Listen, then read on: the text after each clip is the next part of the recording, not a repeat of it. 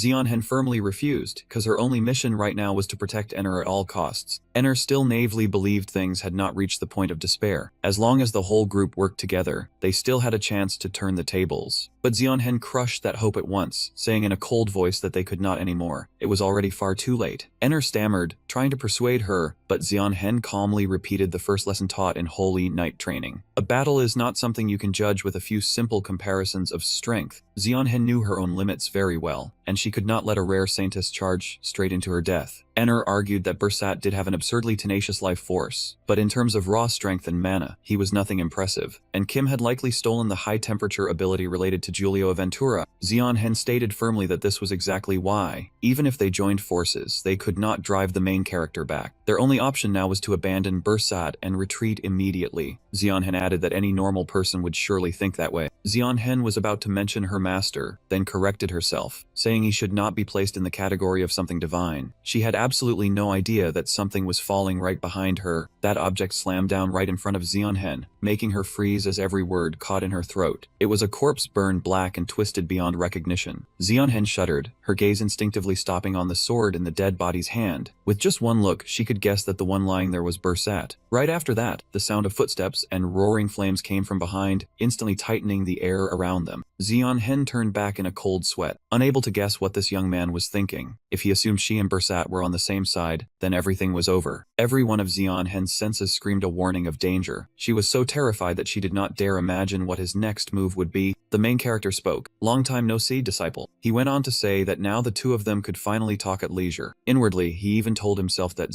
Hen ought to be happy. In the past, Hen had always called him master and followed him everywhere. Now that he was willing to call her his disciple, he gave her a terrifying smile, forcing her to smile back. The main character's face darkened with anger as he said they could talk comfortably now. Hen stood frozen before his blazing body, able only to curse silently in her heart. Enr glanced at him with a tense, rigid stare. Right after that, she jumped down from Hen's shoulder. Enr took a battle stance, her eyes locked tightly on him. Grinding her teeth in fury, she asked why he had killed Bersat. Depending on his answer, she would attack immediately. Hen hurried forward from behind, grabbed Enr's hand tightly, then forced out a smile to greet him, saying it had been a long time. Enr glanced at her, stunned by the way she called him master. Did Hen really know him? Hen was just as uneasy, only saying she would explain later and telling Enr to stay still for now. Hearing Hen's greeting, he nodded in agreement, because it had indeed been a long time since he had met one of his own kind. The image of Midan during their battle suddenly surfaced in his mind. His expression grew focused as he said Midan had once been mistaken for one of his kind, but in the end he was not. Hen deliberately dragged out the conversation, pretending to be curious about who he had met after the Manticore. In her heart, she was frantically searching for a way to buy time and send word back to the Holy Nation. The main character quickly took the bait, calmly answering that it was a shape-shifting master. When he said the name Midan Hotbang, Enr looked as if she had been struck by lightning, her face darkening at once. Enr clutched her head, trembling as she repeated that name again. Seeing this, Hen panicked and called out to her. Enr's hands would not stop shaking as she held her head tightly, her mouth still murmuring the name she had just heard. Suddenly, her eyes flew wide open, as if darkness had swallowed her mind. She cried out for her brother. That name dragged Enner back into the memories this descendant of the Saintess had desperately buried. Time rewound to 3 years earlier, in the port city of Sozakvit, where only a gloomy air and heaps of rubble remained. The image of a dragon breathing fire and burning everything to ash appeared, marking the horrific disaster of the assault on Sozakvit. Amid the ruins, a little girl had her body pinned beneath a massive boulder. The little girl slowly opened her eyes in a haze of pain. Then she struggled to sit up, staring in confusion at the devastation stretching before her. Pain and fear showed clearly on the little girl's face when she realized she had lost one arm. She was Midan's younger sister, a child carrying mixed blood of the demon race and the elves, and at that moment, she could only call out to her brother with difficulty. Little Midan dragged herself through the area, searching everywhere and continued calling his name. Even after losing one arm, she wandered through pile after pile of rubble, looking for any clue about her only family. After a long time searching, the little girl finally learned where her brother had gone. When she heard that Midan had headed to a human city, she immediately set off straight for that place. But because her body carried mana and elven blood, the holy nation soon took notice of her. They immediately sent people to follow the little girl. After that, the holy nation intervened and altered her memories, while also granting her a new arm. The closer she came to becoming a saintess, the more visibly her skin changed. From then on, Enner, the descendant raised to become a saintess, was officially born. Her entire body turned white, while only the arm bestowed by the church retained a different skin tone. The holy knights escorting her on her pilgrimage to the sanctuary all had biochips implanted in their heads, devices used to evaluate both of their abilities throughout the journey. Based on those results, the holy nation would decide whether they could be promoted. Xionhen gripped her sword, carrying a noble mission, while the two gradually became inseparable. Enner was about to finish her 3-year-long saintess training. Accompanying her was the disciple of the monster holy knight Pius X, and so the two of them headed toward the great mountain forest, beginning their pilgrimage to the Holy Land. An emotion Enner could not put a name to suddenly surged up in her mind. She furrowed her brow, her face twisting in pain, and forced out each word as she asked what exactly had happened to Midden Hotbang. Jin briefly remembered Man's silhouette, then said coldly that he was already dead. Enner's eyes widened, her face going stiff as if every emotion had been drained away, and she muttered that he really was dead. In that instant, her eyes suddenly rolled white, and the air around her turned disturbingly eerie. Enner erupted in rage, violent winds spiraling around her body, while her eyes glowed as if some kind of magic had just been activated. Enner nearly lost control, screaming that she would never forgive the protagonist. But before she could charge in and attack him, Enner suddenly fainted and collapsed to the ground. The protagonist curled his lips into a cold smile, saying things were much easier to handle now, since Xianhen had been complaining about being tired from the start. Xianhen immediately hoisted Enner onto her shoulder, trying to stay calm in the middle of the chaos. In the flashback, she had said that before, but afterward she had secretly trained with extreme seriousness. Xianhen forced a strained smile and told him she was currently on a mission, so it would be best to continue this conversation another time. On the surface, she acted gentle and composed, but inside she was a tangled mess, because she had just tried contacting the Holy Nation through Giulio Aventura, only for the dense man of the Great Mountain Forest to completely block the connection. Xianhen was startled when she saw the protagonist suddenly walk straight forward. She hurriedly explained that they had no hostility toward him, that they had only just run into that idiot, and that they were here simply because this place lay along the pilgrimage route to the Holy Land. Xianhen said he could not kill her because the Holy Nation stood behind her, but the protagonist only replied coldly that she had chosen the wrong place. Before Xianhen could understand what was happening, he waved his hand, and the sparks around them instantly shot outward. Then he turned and walked away, while telling her to hurry up and follow, because if they did not reach an area with lower mana density, Giulio Aventura would not be able to contact the Holy Nation. Xianhen stood frozen, watching his back with a complicated look in her eyes. She quietly let out a breath of relief, telling herself that maybe her time to die had not come yet. In the Lizardmen village deep within the Great Mountain Forest, a place considered one of the holy lands of the Goddess Church, the Holy Knight Lizardman had once been a legendary figure in the early Holy Nation, thanks to his origins as a dragonborn boss. Near the Lizardman settlement, Xianhen stood behind him, silently observing this young man. She said the Lizardman village of the Great Mountain Forest was located in an extremely hidden position and was very hard to attack, but nearby there was a stronghold that resembled a Holy Land altar. Xianhen boldly suggested that if they went there, transmitting a message might go more smoothly, but halfway through speaking, she suddenly heard a voice calling out inside her mind. Xianhen widened her eyes in shock, while that mysterious voice continued asking what exactly had happened. Suddenly, a figure appeared behind Xianhen, and her body seemed to be possessed and controlled. That being spoke, saying, "First meeting, codename PP Hansen 33. I am Hilton, the one in charge of managing and operating the Holy Knights." The protagonist looked back with cold eyes. Xianhen's eyes now turned blue, and the voice continued in a solemn tone, saying it was an honor to meet the Knight of Knights. Hearing that, he immediately laid his cards on the table with Hilton, the one occupying Xianhen's body, and told him to stop saying things he did not mean and get straight to the point. Xianhen looked hypnotized, his eyes empty as he asked what the protagonist intended to do. The protagonist immediately corrected him, saying the real question was what he wanted. Xianhen then questioned whether he truly understood the current situation. He calmly answered that he had been stalking and psychologically terrorizing a holy knight and a descendant of the Saintess, while numerous holy lands were destroyed and countless massacres took place. A cold blue light shot from Xianhen's eyes, and she asked whether he truly thought he could demand anything from them. The protagonist calmly made his offer. What if he escorted these two out of the great mountain forest safely? Xianhen silently weighed it, because losing both a holy knight and a descendant of the Saintess would be a massive blow, and Music was also an extremely special individual. After thinking it through for a while, Xianhen finally accepted and asked what he wanted in return. The protagonist smiled, then made a request that sounded simple: pretend nothing ever happened in this forest. Xianhen agreed, and he turned his face away, leaving behind a cold warning that she had better keep her promise. The protagonist quickly left the place, leaving Xianhen behind. The young man was still carrying Enro on his shoulder as he continued deeper into the great mountain forest. Enro opened her eyes. It turned out she had woken up at some point and had heard the entire exchange between the two of them. The protagonist strode forward, thinking to himself that the dead weight had been cleared away, and now it was time to focus on the real target. When he thought of Hypanic, murderous intent carved itself across his face, because it was time for that emperor to build the foundation of his nation with the heads of other emperors. The moment he thought of that man, killing intent surged inside him like flames in a dungeon. The protagonist immediately transformed into a gigantic lizardman, his entire body covered in a blazing sea of fire.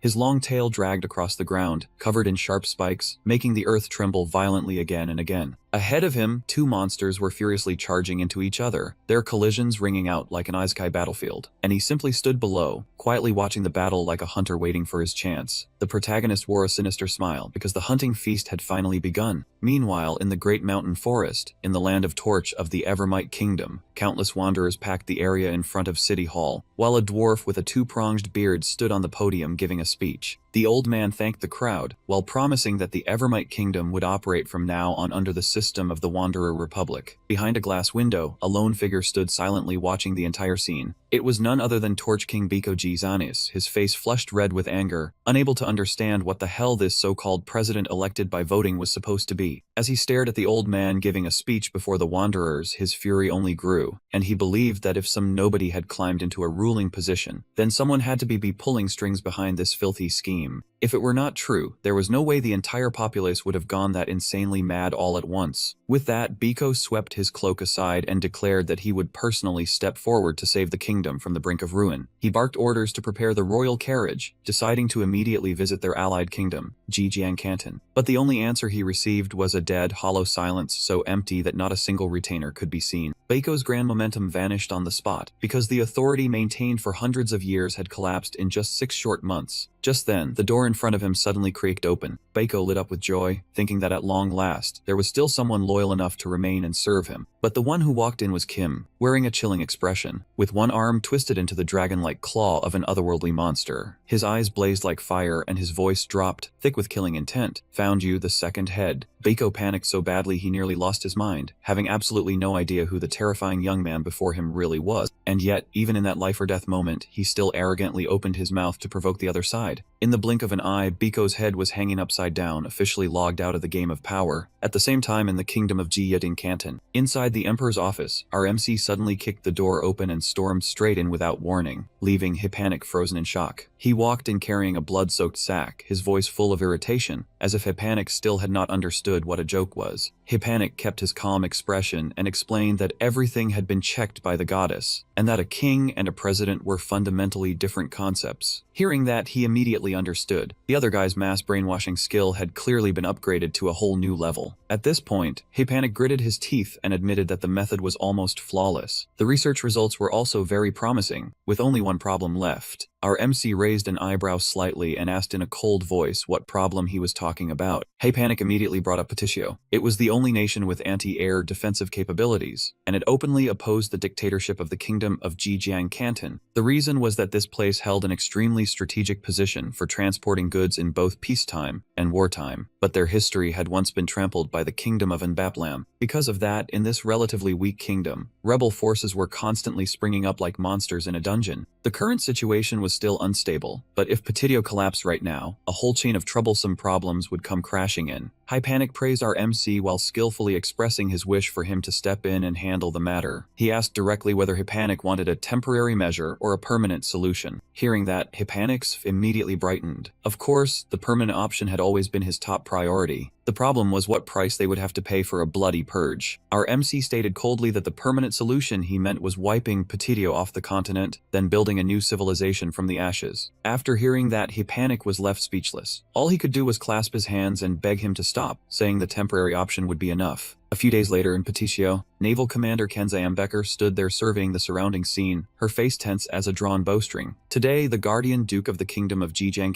Canton would arrive for an inspection, so she had to keep her head completely clear. Just as Kenza Ambecker was praying for everything to go smoothly, our MC suddenly landed right in front of her. She froze for several seconds before realizing that the rumor about the Guardian Duke being able to transform was completely true. Terrified, Kenza Ambecker still forced herself to greet him properly according to protocol. Suddenly, another voice cut in from above her, shouting, "Long live the Free Republic of Petitio." Our MC turned to look at the fully covered man with a deeply judgmental stare, as if he could not understand what act the guy was trying to put on. Right after that, the man's cloak was yanked away, revealing a body covered in lit bombs, clearly a prepared assassination attempt. But things were not going to be that easy. He immediately spread his wings wide. With just one sweeping gust of wind, every flame burning on the fuses was cleanly snuffed out. The remaining force of the wind still churned powerfully, leaving the man stunned and completely unable to speak. Even so, he still refused to give up and shakily struck another match. Just as he was about to relight the bomb fuses, a hand locked around his wrist and squeezed with the force of an iron clamp. Pain crashed over him, forcing him to drop to his knees on the spot, his miserable scream ringing out in despair. Only after our MC finished handling everything did the surrounding people finally rush over in a panic. They hurriedly bowed their heads in apology, while repeatedly asking about his condition. He merely swept a cold glance over them, then ordered them to take the assassin to the interrogation room. Inside the sealed room, 4 cold walls surrounded one table, 2 chairs, and 2 people sitting across from each other. He began the interrogation by questioning the origin of the explosives the man had brought with him. All Jin got in response was a stream of crude, ignorant curses with absolutely no useful information in it. Jin calmly said it did not matter if he refused to talk, then slowly stood up, as if he already had a way to deal with him. He closed in on the man step by step, thinking this guy might stay stubborn for a little longer. But the instant he saw Jin's body begin to change, he completely lost his composure, and all that fierce attitude from a moment ago vanished without a trace. Outside the room, someone was still standing guard at the door. Kenza Ambecker suddenly walked over, snapping the door guard out of his distracted daze. She quickly introduced herself, and at the same time learned that he had already sent a request for support to the Navy. The door guard was only an ordinary messenger soldier, so he did not make things difficult and easily let Kenza Ambecker step inside. The moment she entered, she put on a stern face ready to question him. But after seeing the scene in front of her, it seemed he no longer needed her help because only shattered chunks of wood were scattered across the floor. Was he not supposed to be interrogating that terrorist? Then where had the man gone, disappearing without a single trace? The terrifying veins on his face began to loosen. In the blink of an eye, the skin on his face returned to normal. In front of Kenza Ambecker, he mentioned the name Red Drum. She immediately recognized the place, a tavern located right in the central district. His request was simple. Kenza Ambecker had to lead the way and take him there immediately. That was the hidden lair of the Petitio rebel army, information he had obtained after devouring the other man and stealing his memories. Everything was still slower than he had calculated. He might need 2 more heads, and at that thought, he let out a faint sigh, making Kenza Ambecker even more confused the longer she looked at him. After everything that had happened, an indescribable fear of him had already begun to grow in her heart. As for him, he was quietly considering how to deal with Hypanic. In the very heart of the city, a figure in a round blue cloak stood silently. At the Red Drum Tavern near the Petitio barracks, a noisy crowd had gathered, completely unaware that danger was about to come crashing down. Kenza Ambecker pushed the door open and stepped inside, leading several people behind her. The tavern owner was wiping a plate, and the moment he saw her, he broke into a warm smile, even asking after her since it had been so long since she last stopped by. Kenza Ambecker also smiled and explained that the rebels had been acting far too boldly lately, then turned to introduce him, but right then, a crimson arm tore through the air past her face and punched someone hard enough to make him spit blood. Kenza Ambecker froze on the spot, completely unable to understand what had just happened. By the time she reacted, she saw him using his monster arm to crush a man's head right there inside the tavern. Every customer in the tavern instantly lost their minds, screaming that there was a murderer before fleeing in total panic. The tavern owner turned pale, both confused and furious, demanding to know what insane thing he thought he was doing.